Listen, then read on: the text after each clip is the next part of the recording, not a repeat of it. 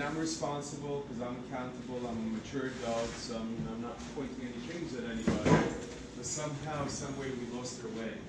And before I knew it, we're eating unkosher. I'm not keeping Shabbos anymore. I'm not putting on tefillin anymore. And you gotta understand, from all my thousands of members worldwide in Brazil, Argentina, Israel, wherever they're at, Poland, I'm the only representative of my whole family that actually has stepped up to the plate, became a Chabadnik back in 2007, working for Sam Hanan. And thank God. And basically, God works in mysterious ways.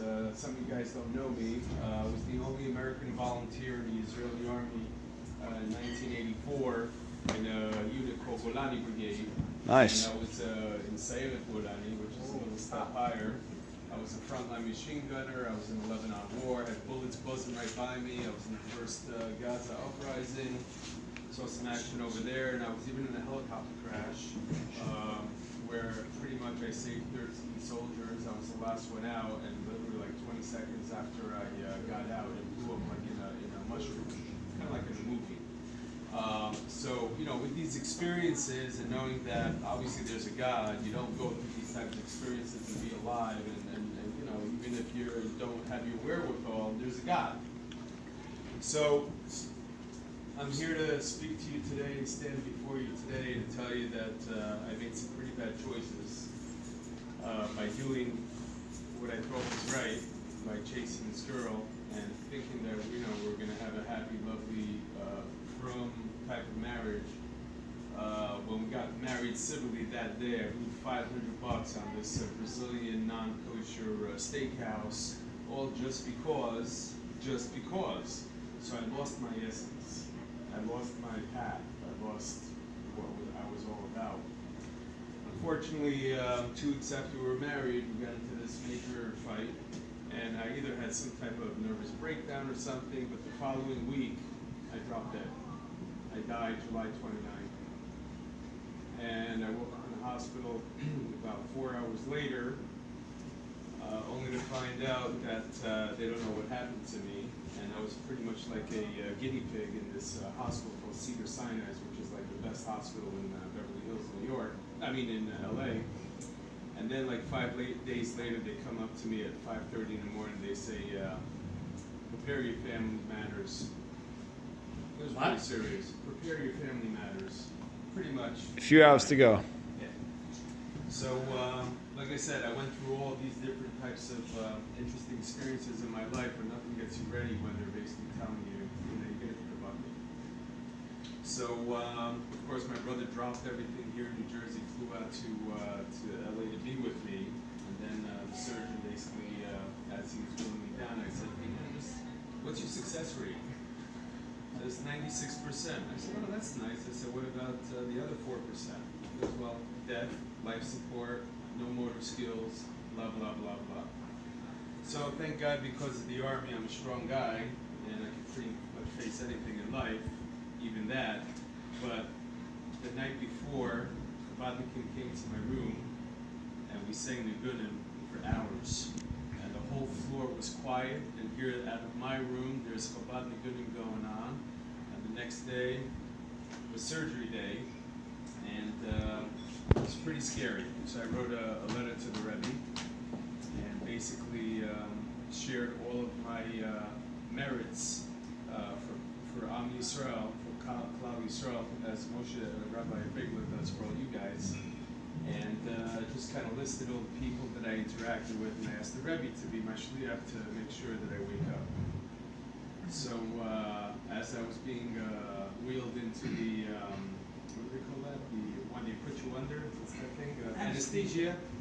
So I had a big rabbi from the community, Young Israel, who gave me this, what do you call this, prayer that was translated in English. And I spoke to these anesthesiasts. There was a team of about 12 of them. And they had me hooked up with all these wires on my feet, on my arms, on my hand, on my neck. I looked like Frankenstein. Anyway, so basically... I have pictures of it. You sent me. And fortunately, I basically shared with them that, you know, they are all emissaries of God.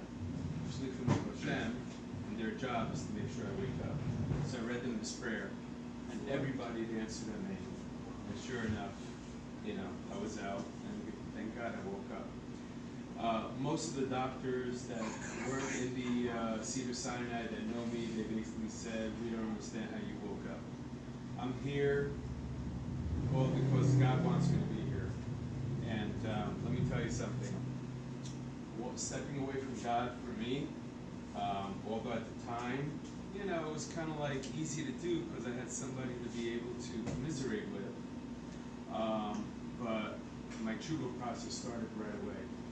So it happened the first day of the 3 weeks. The first day of the 3 weeks, which was a Shabbos night, Friday night, that's when all hell broke loose. And basically, I've been going through my tshuva process.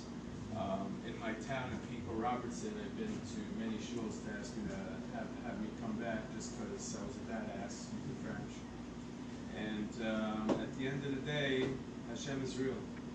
And when you go in Hashem's way, blessings, miracles, everything happens. And when you don't, I just came out of brain surgery. Basically, they open up your head, and anytime they open up your head and they go in there, chances are something's going to be messed up. Okay, so you're going to have some type of challenges. Here I am walking, talking. 2 weeks I've been walking now. I got my speech back, and I got my thinking back, and so on. So again, I'm here to stand in front of all you guys here. We all go through our ups and downs of lives. We all think we're cool, we can do this, we can do that. We rationalize why we can do things and so on. But at the end of the day, God is God, God is true. People are weak, but God is true. So about a month ago, I was very emotional. When I had these types of talks, just to be able to speak was a big thing. And now that I've been keeping Shabbos now for 5 weeks straight, kosher every day, putting on tefillin with my Rabbeinu Tam every single day, learning every single day, I just see the strength of what God has done for me and my family and friends around me. And it's an inspiration to you guys to be able to not take things for granted. Because it's very easy to go through life and yeah. But when you're faced with literally a bullet between your eyes and you check it out, it's like your whole life flashes in front of you in seconds.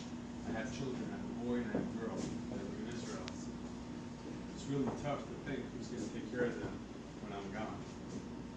So, like I said, I'm happy to be here talking with you guys.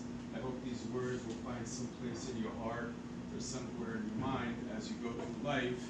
And, there's that thing, whatever that thing may be, that gets you off your path. Think twice about it.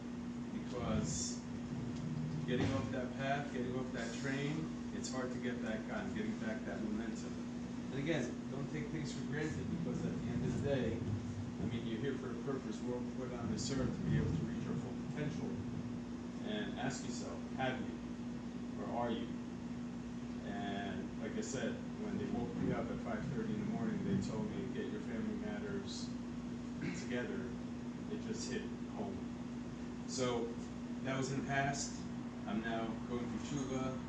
I'm asking everybody for mechila. If there's anybody that I wronged in this room for whatever reason, I may have seen you walking down the street, whatever. You may have said something to me like a good Shabbos and I didn't answer or whatever. I just want to apologize straight up. That's for mechila. But more important, it's all about Ahavat Yisrael. It's all about loving your fellow Jew, because that's what this is all about. The ego, the greed, the get over, the power, all that's just BS. And when you love like unconditionally, it comes back to you a million times. And it's real. And I'm living it. I'm living it. I was dead 3 months ago. You ever meet the Rebbe? Yes. You have a dollar for him? Yes. And I actually met Rabbi Moshe Feinstein too, as well. They went